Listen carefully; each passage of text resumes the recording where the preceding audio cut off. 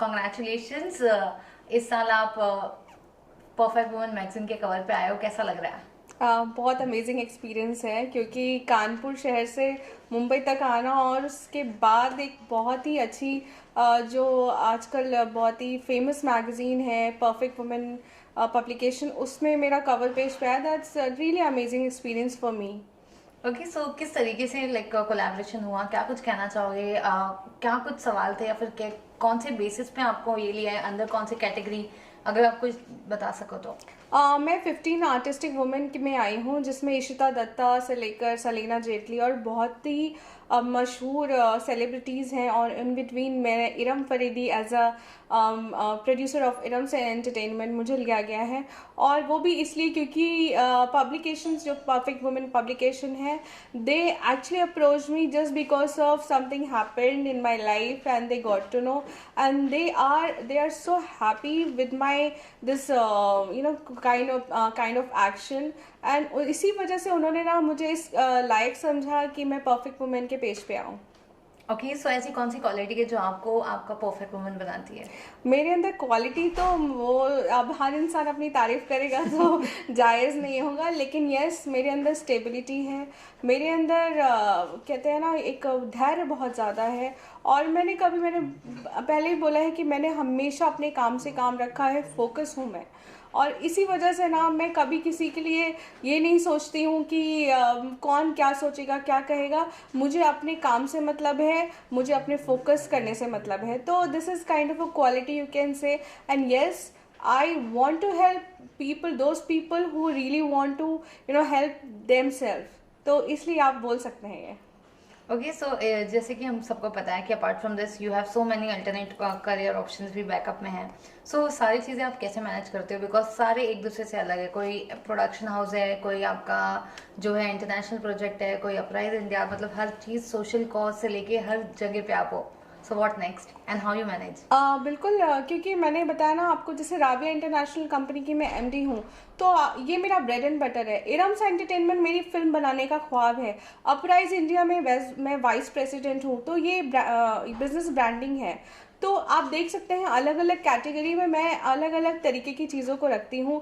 रही बात जैसे NCRACB, national consumer rights and anti crime bureau में मैं स्टेट प्रेसिडेंट हूँ, national advisory member of board हूँ। तो मैं अपनी, मेरे अंदर जो हुनर है, मैं उनको इस तरीके की फील्ड में ज़रूर आजमाना चाहती हूँ। ओके, सो आपकी पहली फिल्म श्रृंगार से लेके अब तक का सफ़र आपका कैसा रहा?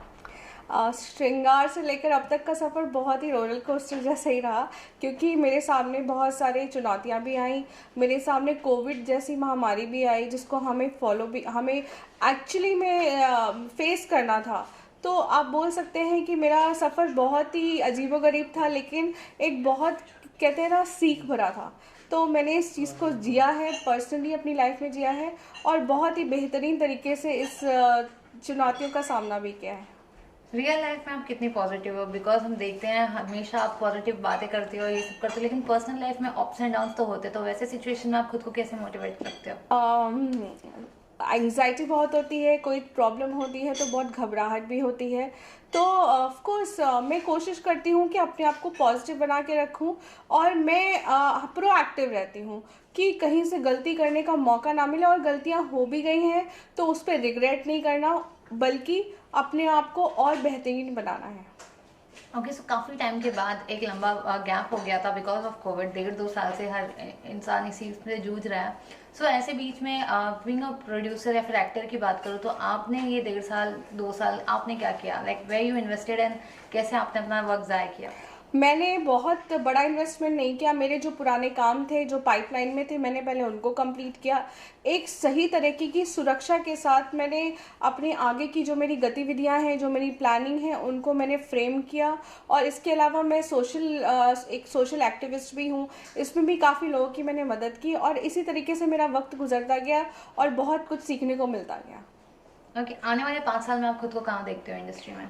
मैं अपने आप को आप बोल सकते हैं सफल प्रोड्यूसर तो मैं हूँ, ऑफ कोर्स ये उपाधि मुझे मिली भी है। लेकिन मैं चाहती हूँ बेहतरीन से बेहतरीन फिल्म बनाती जाऊँ, क्योंकि ये जो चुनौती है, ये जो कंपटीशन, ये मेरा खुद के साथ है। तो मैं आगे आने वाले 5 साल बाद और भी बेहतरीन बन के अपने आप को देखना चाहती हूँ।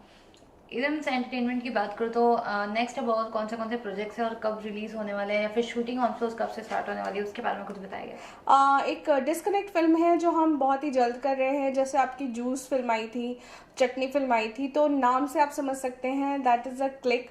हाँ, मैं स्टोरी ज़रूर नहीं बताऊंगी, लेकिन आप डिस्कनेक्ट नाम से ही समझ सकते हैं। एक छोटा सा सरप्राइज है कि हिंट भी बोल सकते हैं कि एक फ़ोन डिस्कनेक्ट किया जाता है। तो that's a very different and interesting story. तो ये मेरा एक अपकमिंग प्रोजेक्ट है। और एक फिल्म है, वेब सीरीज़ है हमारी, कॉमेडी वेब सीरीज़ है अश्विन कृष्णा जी की, कुत्ता। और एक डॉग के ऊपर है और नाम ही हमने कुत्ता रखा है। तो ये हमारा नेक्स्ट प्रोजेक्ट है। ऑलराइट, सो अगर आप एक्टर्स रिवील कर पाए या फिर कुछ अगर बता पाए तो थोड़ा डिटेल ऑफ कब तक कोर्स होगी। एक्टर तो हम अब आप बोल सकते हैं बहुत बेहतरीन बेहतरीन लेना चाहते हैं, लेकिन ये अवेलेबिलिटी के ऊपर है। और हम चाहते हैं कि जो हमारी स्टारकास्ट होगी वो उसी वक्त आप लोग को पता चलेगी, तो और मज़ा आएगा। ओके, इरम एक और चीज़ होती है, यूजुअली हम मतलब दिनों में देखते हैं कि आम रोज में यूजुअली जो पॉपुलर लोग होते हैं उनको कास्ट किया जाता है, क्योंकि ये वो सोच के कि इनको लेंगे तो फिर कहीं ना कहीं जो है नाम भी बड़ा होगा, और उसके बाद मूवी ज़्यादा अच्छी रिलीज भी होगी, प्रमोशंस भी अच्छा होगा, और खुद का भी एक प्रोडक्शन बैनर का नाम बनता है। लेकिन आप ऐसा नहीं कर रहे हो, आप उनको नहीं ले रहे हो, बल्कि जो स्ट्रगलर्स हैं आप उनको मौका दे रहे हो। तो इसमें बीइंग अ प्रोड्यूसर ये कितना चैलेंजिंग है, और ये रिस्क आप उठा क्यों रहे हो?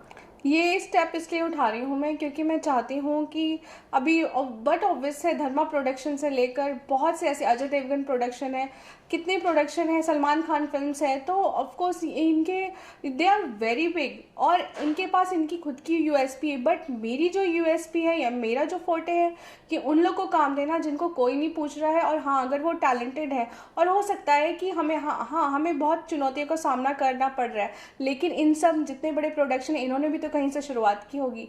तो मैं ये चाहती हूँ कि ऑफकोर्स एक ये होता है कि अपनी फिल्म को चलाने के लिए या फेमस कराने के लिए लोग बड़ी बड़ी सेलिब्रिटीज़ का सहारा लेते हैं। तो ये उनके कंटेंट के ऊपर या फिर उनके काम करने के तरीके पे डिपेंड करता है। मेरे काम करने का तरीका थोड़ा अलग है और मैं उसमें कुछ ना कुछ अच्छा सा कहते हैं ना तरीके से अपने चीज़ों को हैंडल करती रहती हूँ। तो ये मेरे काम करने का तरीका है। ओके, एक्टर से आपने आपकी करियर स्टार्ट की थी जब आप एक्टिंग करते थे, और अब आप प्रोड्यूसर हो, तो वो एक्टर वाला इरम को आप कितना मिस करते हो? अब मैं एक्चुअली हर रोज़ अपने आप को एक वही पुरानी इरम के रूप में देखती हूँ। और इंशाल्लाह इन फ्यूचर अगर ऐसा लगता है कि कोई ऐसा रोल है जिसके साथ मैं जस्टिस कर सकती हूँ, और मैंने एक्टिंग कोर्स भी किया हुआ है और मैंने अपनी फिल्मों में काम भी किया है, तो मैं ज़रूर आना चाहूँगी। और मैं वो पुरानी इरम को आज भी मिस करती हूँ। तो ऑफ कोर्स लाजमी है ये बात कहना। ऑलराइट, एंड लास्ट के अपने फैंस और व्यूअर्स के लिए क्या कुछ मैसेज देना चाहते हो? मेरा मैसेज यही है, मैं हमेशा से कहती आई हूँ कि सफलता का एक गुरु मंत्र होता है। मेरा गुरु मंत्र यही है कि अपने काम से काम रखो। आपको अगर कोई काम दिया जाता है तो आप कभी किसी पुराने काम से तुलना मत करो, अपने आप को प्रूव करने की कोशिश करो, दिखाओ कि सामने वाला आपको कहे कि भाई हमें आपके साथ ही काम करना है। तो ये मेरा वे ऑफ वर्क है और उसी में मैं बिलीव करती हूँ। तो ये आप कह सकते हैं मेरा मैसेज है। Alright, thank you so much.